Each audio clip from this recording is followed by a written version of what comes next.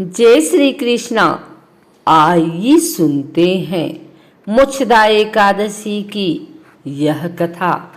अर्जुन ने उत्पन्ना एकादशी की उत्पत्ति, महिमा, महात्म्य आदि सुनकर श्री कृष्ण से कहा, हे परम पूजनीय भगवान श्री कृष्ण, हे त्रिलोकीनाथ, आप सभी को सुख व मोक्ष देने वाले हैं। मैं आपको प्रणाम करता हूँ। हे प्रभु, आप कृपा करने वाले हैं। मेरी एक जिज्ञासा को शांत कीजिए। भगवान श्री कृष्ण ने कहा, हे अर्जुन, जो कुछ भी जानना चाहते हो निर्भय होकर कहो, मैं अवश्य ही तुम्हारी जिज्ञासा को शांत करूँगा। हे प्रभु, यह जो आपने मार्गशीर्ष माह के कृष्ण पक्ष की एकादशी के विषय में बताया है, उससे मुझे बड़ी ही शांति प्राप्त हुई। अब कृपा करके मार्गशीर्ष माह के शुक्ल पक्ष में जो एकादशी पड़ती है, उसके विषय में भी बताने की कृपा करें। उसका नाम क्या है? उस दिन कौन सी देवता की पूजा की जाती है और उसकी पूजन विधि क्या है? उसका व्रत करने से मनुष्य को क्या फल मिलता है? प्रभु, मेरे इन प्रश्नों का विस्तार सहित उत्तर देकर मेरी जिज्ञासा को दूर कीजिए। आपकी बड़ी कृपा होगी। अर्जुन की जिज्ञासा सुन श्री कृष्ण बोले, हे अर्जुन, तुमने बहुत ही श्रेष्ठ प्रश्न किया है, इसलिए तुम्हारा यश संसार में फैलेगा। मार्गशीर्ष माह के शुक्ल पक्ष की एकादशी अनेक पापों को नष्ट करने वाली है। संसार में इसे मोक्षदा एकादशी के नाम से जाना जाता है। इस एकादशी के दिन श्री दामोदर भगवान का धूप, दीप, नैवेद्य आदि से भक्ति पूर्वक पूजन करना चाहिए। हे कुंती पुत्र, इस एकादशी व्रत के पुण्य के प्रभाव से नरक में गए हुए माता पिता, पितर आदि को स्वर्ग की प्राप्ति होती है। इसकी कथा एक पुराण में है। इस प्रकार इसे ध्यान पूर्वक सुनो। बैखानस नाम का एक राजा प्राचीन नगर में राज करता था। उसके राज्य में चारों वेदों के ज्ञाता ब्राह्मण रहते थे। राजा अपनी प्रजा का पुत्रवत पालन किया करता था। एक रात्रि को स्वप्न में राजा ने अपने पिता को नरक की यातनाएं भोगते देखा। इस प्रकार का स्वप्न देखकर राजा बड़ा ही व्याकुल हुआ। वह बेचैनी से सुबह होने की प्रतीक्षा करने लगा। सुबह होते ही उसने ब्राह्मणों को बुलाकर उनके समक्ष अपने स्वप्न की बात बताई। हे ब्राह्मणों, रात्रि को स्वप्न में मैंने अपने पिता को नरक की यातनाएं भोगते देखा। उन्होंने मुझसे कहा है कि हे पुत्र, मैं घोर नरक भोग रहा हूँ, मेरी यहाँ से मुक्ति कराओ। जब से मैंने उनके यह वचन सुने हैं, तब से मुझे चैन नहीं है। मुझे अब राज्य, सुख, ऐश्वर्य, हाथी घोड़े, धन, स्त्री, पुत्र आदि कुछ भी सुखदायक प्रतीत नहीं हो रहे हैं। अब मैं क्या करूं, कहाँ जाऊं? इस दुख के कारण मेरा शरीर तप रहा है। आप लोग मुझे किसी प्रकार का तपदान, व्रत आदि बताएं, जिससे मेरे पिता को मुक्ति प्राप्त हो। यदि मैंने अपने पिता को नरक की यातनाओं से मुक्त कराने के प्रयास नहीं किए तो मेरा जीवन निरर्थक है। जिसके पिता नरक की यातनाएं भोग रहे हो, उस व्यक्ति को इस धरती पर सुख भोगने का कोई अधिकार नहीं है।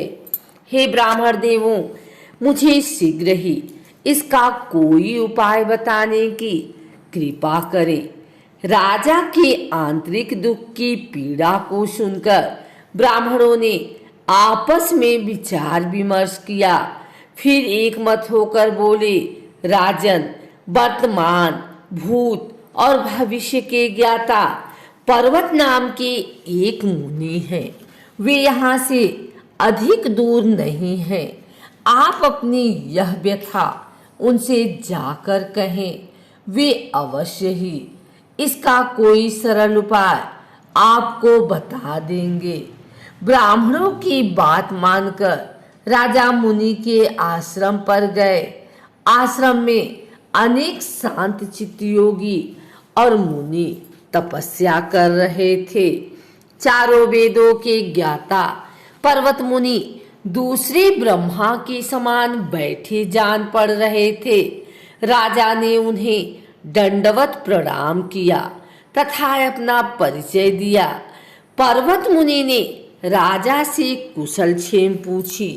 तब राजा ने बताया, हे मुनिवर, आपकी कृपा से मेरे राज्य में अब कुशल है, किंतु मेरे समक्ष अकस्मात ही एक ऐसी समस्या आ खड़ी हुई है जिससे मेरा हृदय बड़ा ही अशांत हो रहा है।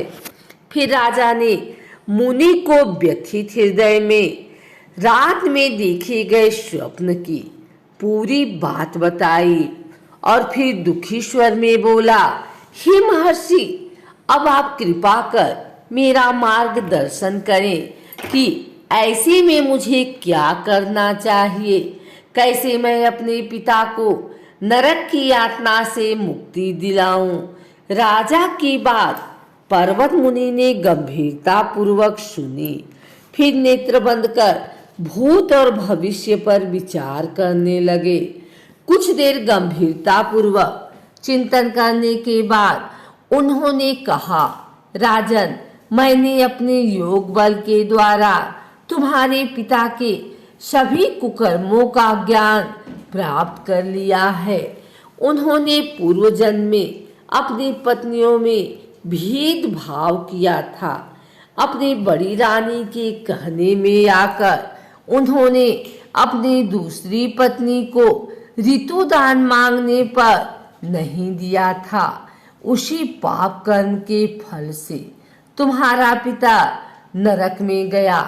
यह जानकर बैखानस ने याचना भरे स्वर में कहा, हे ईश्वर, मेरे पिता के उद्धार का आप कोई उपाय बताएं।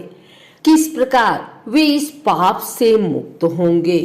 इस पर पर्वत मुनि बोले, हे राजन, मार्गशीर्ष मास के शुक्ल पक्ष में जो एकादशी होती है उसे मोक्षदा एकादशी कहते हैं। यह मोक्ष प्रदान करने वाली है। आप इस मोक्षदा एकादशी का व्रत करें और उस व्रत के पुण्य को संकल्प करके अपने पिता को अर्पित करें। एकादशी के पुण्य के प्रभाव से अवश्य ही आपके पिता को मुक्ति होगी। पर्वत मुनि के वचनों को सुनकर राजा अपने राज्य को लौट आया और परिवार सहित मोक्षदा एकादशी का विधि पूर्वक व्रत किया। इस व्रत के पुण्य को राजा ने अपने पिता को अर्पित कर दिया। इस पुण्य के प्रभाव से राजा के पिता को सहज ही मुक्ति मिल गई। स्वर्ग को प्रस्थान करते हुए राजा के पिता ने कहा, हे पुत्र, तेरा कल्याण हो। इतना कहकर राजा के पिता ने स्वर्ग को प्रस्थान किया। हे पांडु पुत्र, जो मनुष्य मार्गशीर्ष माह के शुक्ल पक्ष की एकादशी का उपवास करते हैं उनके सभी पाप नष्ट हो जाते हैं और अंत में वे स्वर्ग लोक को प्राप्त करते हैं। इस उपवास से उत्तम और मोक्ष प्रदान करने वाला कोई भी दूसरा व्रत नहीं है। इस कथा को सुनने वह पढ़ने से अनंत फल प्राप्त होता है। यह उपवास मोक्ष प्रदान करने वाला चिंतामणि के समान है, जिससे उपवास करने वाले की सभी मनोकामनाएं पूर्ण होती हैं। हे अर्जुन, प्रत्येक मनुष्य की प्रबल इच्छा होती है कि वह मोक्ष प्राप्त करे। मोक्ष की इच्छा करने वालों के लिए मोक्षदा एकादशी का यह उपवास अति महत्वपूर्ण है। हे पिता के प्रति पुत्र के दायित्व का इस कथा से श्रेष्ठ दृष्टांत दूसरा कोई नहीं है। अतः भगवान श्री हरि विष्णु के निमित्त यह उपवास पूर्ण निष्ठा व श्रद्धा से करना चाहिए। यह पिता के प्रति भक्ति और दूसरों के लिए पुण्य अर्पित करने की श्रेष्ठ और पवित्र कथा है। इसका उपवास केवल उपवास करने वाले मनुष्य का ही नहीं